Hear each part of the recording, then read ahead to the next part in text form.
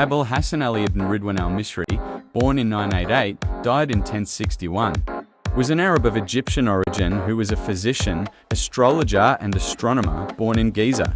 He was a commentator on ancient Greek medicine and in particular on Galen. His commentary on Galen's Ars Parva was translated by Gerardo Cremonese. However, he is better known for providing the most detailed description of the supernova now known as SN 1006, the brightest stellar event in recorded history, which he observed in the year 1006. This was written in a commentary on Ptolemy's work Tetrabiblos. He was later cited by European authors as Halley, Haley, or Haley ibn Ridwan.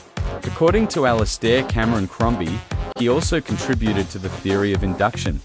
He engaged in a celebrated polemic against another physician, Ibn Butlan of Baghdad. Ali ibn Ridwan is the likely inspiration for Ambrose Bierce's use of the name Halley in his short story, An Inhabitant of Carcosa.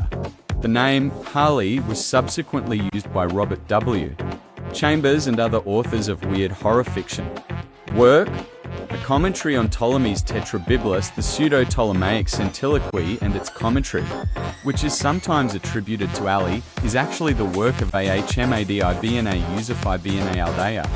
De Revolutionibus Nativitatum, The Revolutions of Nativities, edited by Luca Gorico, printed in Venice 1524. On the prevention of bodily ills in Egypt, a treatise written to refute Ibn Ijaz's claim that Egypt was a very unhealthy place. Ibn Ridwan also argues that air, together with other environmental aspects, was fundamental to the health of a population.